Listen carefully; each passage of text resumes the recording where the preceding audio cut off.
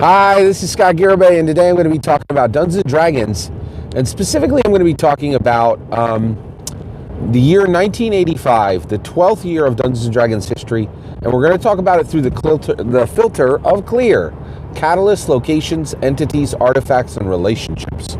So who is the catalyst for Dungeons & Dragons in 1985? Well, the catalyst for Dungeons & Dragons in 1985 is Eric Wujcik. He creates the Teenage Mutant Ninja Turtles and Other Strangeness tabletop role-playing game for Palladium. All right, and Palladium is a new company. They're making multiple tabletop role-playing games. Just 12 years after the creation of Dungeons & Dragons, Palladium is making multiple tabletop role-playing core role-playing books that compete directly with Dungeons & Dragons. But Teenage Mutant Ninja Turtles is really unusual in that Teenage Mutant Ninja Turtles had just come out, right? So it's not even that old, right? There are Teenage Mutant Ninja Turtle comic books that have already turned into toys. There are, and we are seeing a trajectory for Teenage Mutant Ninja Turtles into television and film. And so here we see this exciting, unusual property, this intellectual property, Teenage Mutant Ninja Turtles, popping on to the tabletop role-playing game scene and immediately being embraced, immediately being converted into a tabletop role-playing game using exactly the same structure as Dungeons & Dragons, right? One game master, multiple players, table, polyhedral dice, rule book, the whole nine.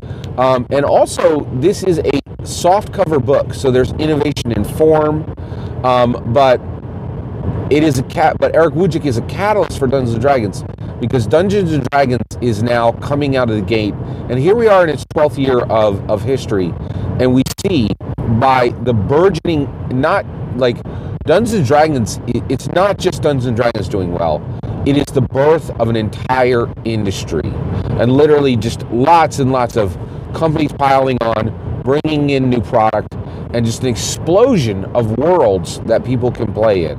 And so Dungeons & Dragons is looking down at its own product. You know, Dungeons & Dragons designers are looking down at their own product. They're looking side to side, and they are seeing runners. They're seeing competitors to the right and to the left, right? And it's exciting and it's alarming, you know, and here with Teenage Mutant Ninja Turtles, the tabletop role-playing game that Eric Wujcik brings forward, we also see the blossoming possibility and the blossoming reality of licensed tabletop role-playing games, which will always be part of the hobby.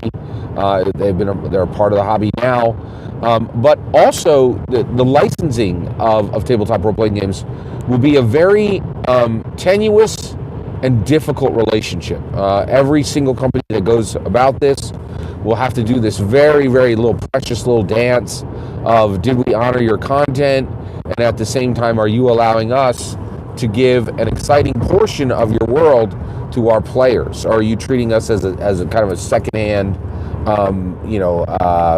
line of cash, right? And so it's challenging, and having licensed properties is very challenging. We learned that very early on, and Teenage Mutant Ninja Turtles is one of the first tabletop role-playing games that comes out of the gate. Excuse me. So what is our location? Well, our location is the Atlantic Ocean, and it is the site of the discovery of the Titanic in 1985 by Robert Ballard. So Robert Ballard is a world-class sailor, essentially, and essentially a treasure finder, right? He's a seeker, and essentially Robert Ballard what he is specifically very good at is finding wrecks on the bottom of the ocean, right? And generally these wrecks either they contain treasure, or simply from their historicity, they are treasure, right? So he's kind of a very unusual treasure hunter, right? So here with Robert Ballard, you know, decades after the sinking of Titanic, Robert Ballard finds the exact spot where the Titanic actually is. And only in 1985 are we actually able to, you know, take cameras down and look at the Titanic directly, right? There were, you know, we all knew the region where the Titanic went down, but where it was on the bottom of the ocean floor took decades to discover, right? And here we also are, Robert Ballard is declaring essentially that we have dungeons within our own world, right? So here we have someone delving below the surface, right? Quite literally in IRL, right? And really discovering treasures at the bottom of the ocean that he is displaying for the rest of the world, right? And this is pretty exciting because, as Dungeons & Dragons is presenting these fantasy dungeons for players, as dungeon masters are building their own custom dungeons, here we see in our own world there are still areas that are undiscovered, unexplored, right?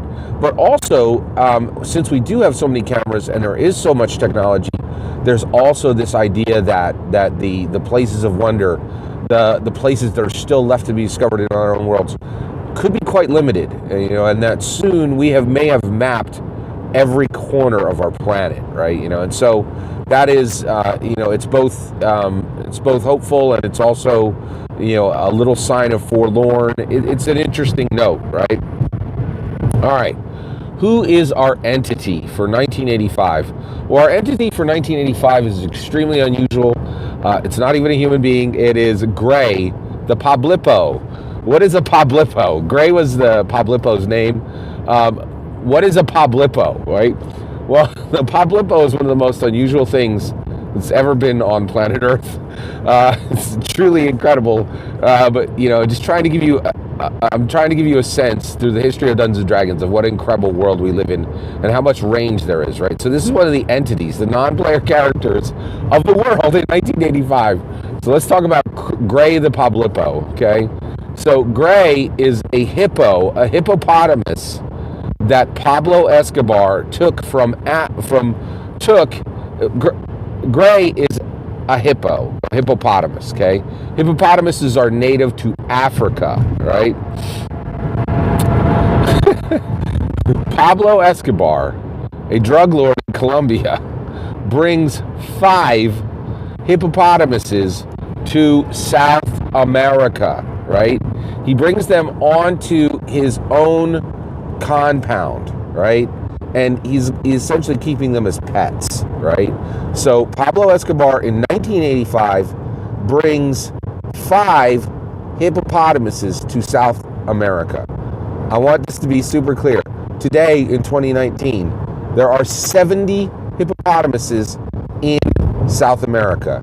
There's a growing community of hippopotamuses in South America because of Pablo Escobar's choices for Colombia in 1985, bringing Gray, the Poblippo, the Pablo's hippos, right, to Colombia. Truly incredible, right? And so and here we have this hippopotamus, these 5 hippopotamuses starting a hippopotamus community in South America, which is one of my most favorite facts of our real world. I absolutely love it. All right, what is our artifact for 1985? Well, it's a really special artifact for a lot of people, and it's a very special artifact for me. I never own these. I'm just talking about them from from the perspective of history, and they were part of Dungeons & Dragons history.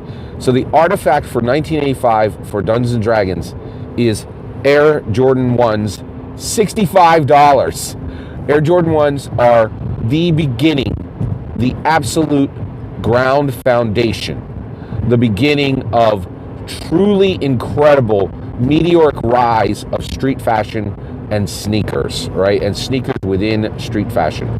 Today, street fashion sneakers are a multi-billion-dollar industry, and that industry will spin up.